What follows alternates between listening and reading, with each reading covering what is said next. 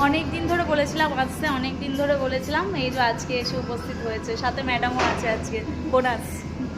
তো আজকে বউকে নিয়ে ঘুরতে এসেছিলাম ইকো পার্কের দিকে। তো ইকো পার্কে আর যাইনি, তার অপোজিটে মিউজিয়ামে গেছিলাম। তো অনেকদিন ধরে দিদি বলছিল যে একটু দেখা করে যাওয়ার জন্য, যদি এইদিকে আসো।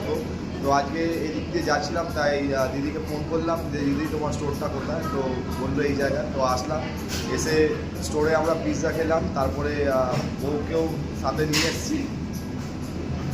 বলে দাও, আমার ফলোয়ার্সগুলো একটু বেড়ে যায়। প্লিজ তাড়াতাড়ি দিদিকে ফলো করো, দিদি কিন্তু ভীষণ ভালো, ভীষণ সাপোর্টিভ আর অনেক কিউট। আবার আসবে। হ্যাঁ, আমি বলেছি।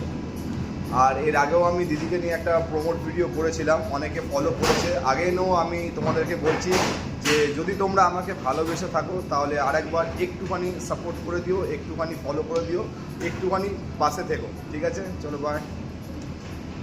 Thank you. টাটা।